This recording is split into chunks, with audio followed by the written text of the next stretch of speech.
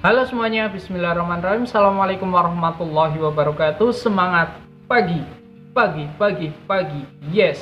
Alhamdulillahirrahmanirrahim. Pada kesempatan kali ini kita masih diberikan kesehatan serta kesempatan sehingga bisa melaksanakan pembelajaran pendidikan Pancasila dan Kewarganegaraan. Dan untuk materi pertemuan kali ini kita nanti akan membahas terkait dengan persatuan bangsa Indonesia dari masa ke masa. Namun sebelum pembelajaran dimulai, alangkah baiknya kita berdoa menurut agama serta kepercayaan masing-masing agar pembelajaran pada kesempatan kali ini bermanfaat bagi kita semuanya. Berdoa dimulai. Selesai. Untuk masa yang pertama yang akan kita bahas, kita akan membahas terkait dengan masa Republik Indonesia dari tahun 1945 sampai 1949. Namun sebelum itu silakan kalian siapkan dulu buku tulis, alat tulis, kemudian disiapkan juga buku cetak, dibuka halaman 100. Dan untuk pembelajaran sekarang dan seterusnya itu kebanyakan membahas terkait dengan sejarah Indonesia. Tidak usah berlama-lama, marilah kita langsung mulai pembelajaran pada kesempatan kali ini. Setelah diproklamasikannya kemerdekaan Indonesia tanggal 17 Agustus tahun 1945, satu hari setelahnya, tepatnya tanggal 18 Agustus, PPKI melaksanakan sidang. Dan pada waktu itu menghasilkan 3 keputusan sidang. Yang pertama adalah mengesahkan dan juga menetapkan Undang-Undang Dasar Negara Republik Indonesia. Kemudian yang kedua adalah memilih Insinyur Soekarno sebagai presiden dan Dr. Andes Muhammad Hatta sebagai wakil presiden Republik Indonesia. Dan keputusan yang terakhir, yang ketiga adalah membentuk Komite Nasional Indonesia Pusat untuk membantu tugas-tugas dari presiden. Namun beberapa hal muncul di sini, beberapa permasalahan muncul. Di antaranya yang pertama adalah Undang-Undang Dasar itu belum dapat dilaksanakan secara murni dan juga konsekuen. Hal tersebut sangatlah wajar karena pada waktu itu Indonesia masih fokus dalam mempertahankan kemerdekaan Indonesia. Karena pada waktu tahun 1945 sampai 1949 Belanda dan juga Inggris itu ingin sekali kembali dan juga menguasai Indonesia. Kemudian hasil yang kedua seperti presiden itu dipilih oleh PPKI itu menimbulkan banyak persoalan. Dan Belanda menyebut waktu itu Indonesia merupakan negara yang diktator karena semena-mena dalam memilih presiden. Namun kalau kalian baca halaman 101, di situ di dalam Undang-Undang Dasar tahun 1945 itu terdapat pasal 4 aturan peralihan yang bunyinya menyatakan bahwasanya Majelis Permusyawaratan Rakyat, Dewan Perwakilan Rakyat dan juga Dewan Pertimbangan Agung dibentuk menurut Undang-Undang Dasar dan segala kekuasaannya dijalankan oleh presiden dengan bantuan Komite Nasional. Ini wajar karena yang saya sebutkan tadi, Indonesia pada waktu itu belum fokus kepada pembentukan pemerintahan yang bagus, yang ideal.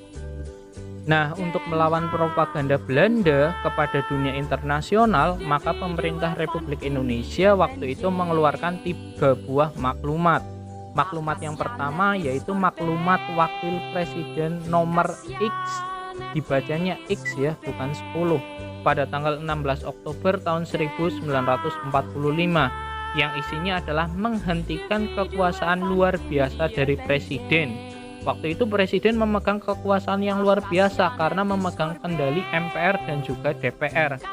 Lah kemudian kekuasaan MPR dan juga DPR waktu itu diserahkan kepada KNIP.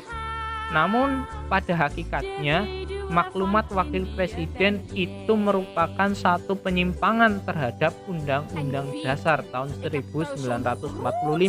Namun tetap kita harus laksanakan karena untuk melawan propaganda dari Belanda. Maklumat yang kedua adalah maklumat pemerintah tanggal 3 November tahun 1945 yang berisi tentang pembentukan partai politik yang sebanyak-banyaknya oleh rakyat.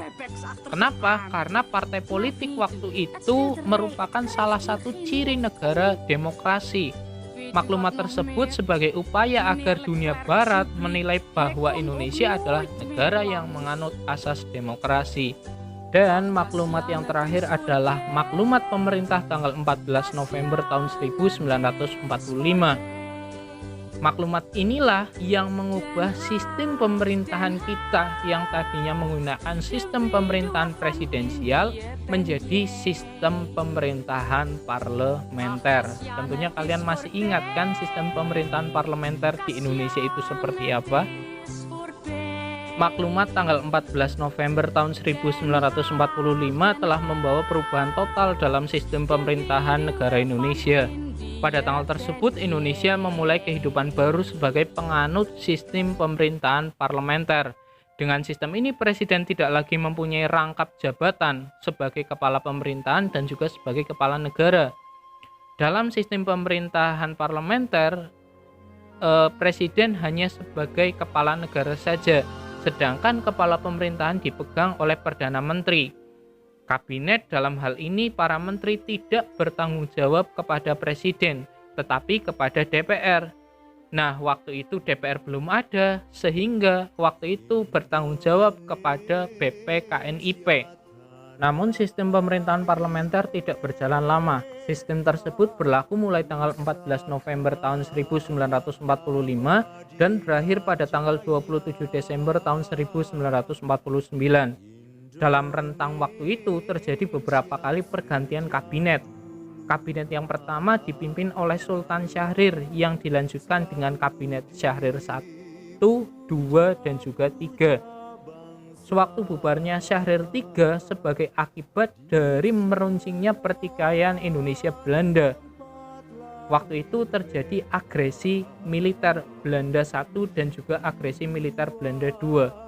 Dan kemudian atas desakan partai politik, Soekarno kembali lagi membentuk kabinet parlementer yang terdiri dari 5 kabinet. Ada kabinet Amir Syarifuddin 1, kabinet Amir Syarifuddin 2, kabinet Hatta 1, kemudian ada kabinet darurat yang diserahkan kepada Mr. Syarifuddin Prawira Negara di Sumatera. Kemudian yang terakhir adalah kabinet Hatta 2.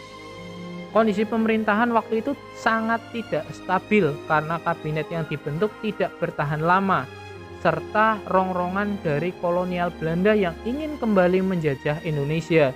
Pemberontakan tersebut menambah catatan kelam sejarah bangsa ini dan juga rakyat semakin menderita. Periode Negara Kesatuan Republik Indonesia berakhir seiring dengan hasil kesepakatan Konvensi Meja Bundar yang mengubah bentuk negara kita menjadi negara serikat pada tanggal 27 Desember tahun 1949. Periode ini juga ditandai dengan munculnya gerakan-gerakan separatis dengan tujuan mendirikan negara yang baru dan juga memisahkan diri dari NKRI. Pada masa ini terdapat 2 kali gerakan separatis atau pemberontakan. Yang pertama adalah pemberontakan Partai Komunis Indonesia tahun 1948 dan sering dikenal dengan pemberontakan PKI Madiun. Pemberontakan ini terjadi pada tanggal 18 September tahun 1948 yang dipimpin oleh Musso. Tujuan dari pemberontakan adalah ingin mengganti dasar negara Indonesia yaitu Pancasila dengan komunis serta ingin mendirikan Soviet Republik Indonesia. Namun pemberontakan ini itu dapat digagalkan oleh TNI yang dibantu oleh rakyat di bawah pimpinan dari Kolonel Gatot Subroto dan juga Kolonel Sungkono. Dan waktu itu pemimpin-pemimpin mereka seperti Musso dan juga Amir Syarifuddin berhasil ditangkap dan juga ditembak mati. Kemudian pemberontakan yang kedua adalah Gerakan Darul Islam Tentara Islam Indonesia atau DITII di daerah Jawa Barat. Pemberontakan DITII di Jawa Barat dipimpin oleh Sekar Maji Marjan atau SM Kartosuwiryo yang memiliki cita-cita mendirikan negara Islam Indonesia. Cita-citanya membentuk negara Islam Indonesia atau NII itu diwujudkan melalui proklamasi yang dikumandangkan pada tanggal 7 Agustus tahun 1949 di Desa Cisayong, Jawa Barat.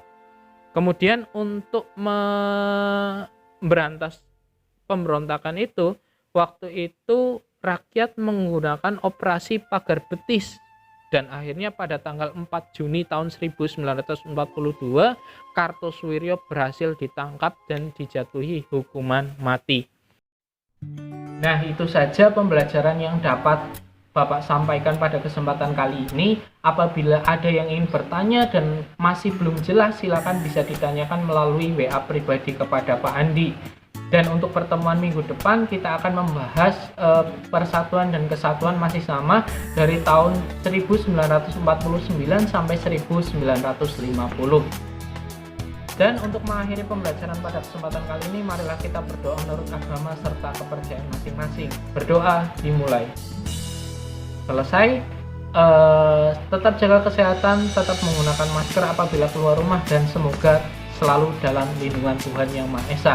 Terima kasih. Billahi taufik wal hidayah. Wassalamualaikum warahmatullahi wabarakatuh.